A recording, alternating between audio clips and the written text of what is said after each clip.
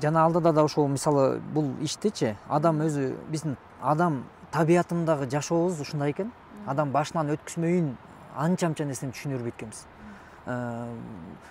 Сезе бербейт экенбиз. Ошону сезиш үчүн адамга жараткан сездире тургандай сыноону берет экен.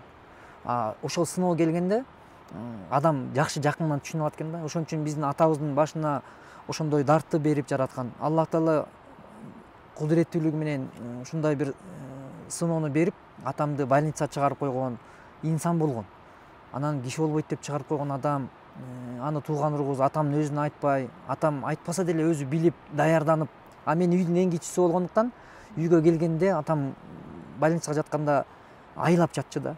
Анан мени кучактап, аябай эркелетип, менин жаныман чыккысы келбей, ушунчу мен билчү эмесмин. Мен жөн элем баягы кетип атат, качан келесиз деген сыяктуу бир эме менен, күтүү менен эле дейм, балалык сезим.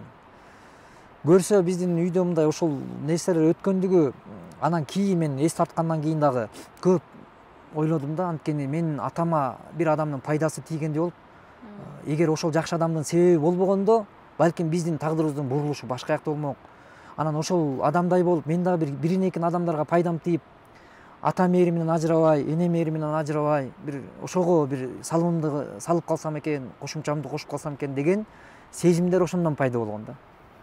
Анан мына ошол жакшы адамдын себебинен мен атам, Кудайга чексиз шүгүрлөр болсун, быйылкы күндө, азыркы күндө мына 73 жашта балдардын, неберелердин чөбөрөсүн көрүп бүгүн биздин бактыбызда, Кудайга шүгүр. Сон кылым жашасын. Буйруса. Анан айтып атасызго, атам айткан, ушунчалык сабыр керек, сен сабыры жоксуң деп. Анан 7 жылда сабыр пайда болдубу? 7 жылда чынын айтсамчы, мындай эл менен иштешмек түгүл, бүгүнкү күндө коомчулукта мен ойлойм көп эле мындай ата болгон жандар жакшы билсе керек. Үйлөнө элек жаштар балким түшүнбөшү мүмкүн, бирок бир үй бүлөдөгү көйгөйгө, бир үй бүлөдөгү түйшүккө чыдаш өзү кыйын масала экен. Ал эми бир үй бүлөдөгү бир келинчектин сүйлөгөн көп сөздөрү, мисалы ар кандай, мисалы анын кылык жоруктары жана башка адамды канча ойго салса, коомчулукта бир канча кайрылуулар бар. Канча көз жаш бар. Кайрылышат, муңун айтат, таянарга эч кимиси жок, таянып сүйлөйт, түн жарымда чалышат телефон. Анан ошонун баарына сүйлөшүп жатып, анан сабырдуулукту бул жол алып келет экен.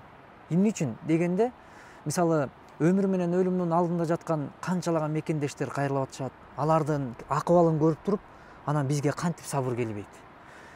Эгерде менин акыбалымды деле биздин местабызды алмаштырып туруп, менин акыбалым ушунун ордунда болсо, мен эмне кылат элем деген ой адамга келбей койбойт экен. Бул жол мындай кайрымдуулук иши болобу, же болбосо адамгерчилик адамды дагы да адамгерчиликке сүйрөйт экен. Ошон үчүн азыркы чыдем Кудайга шүгүр эле мындай аябай укмуштуу болбосо дагы бирок өзүмө жеткиликтүү сабыр бар, Кудайга шүгүр.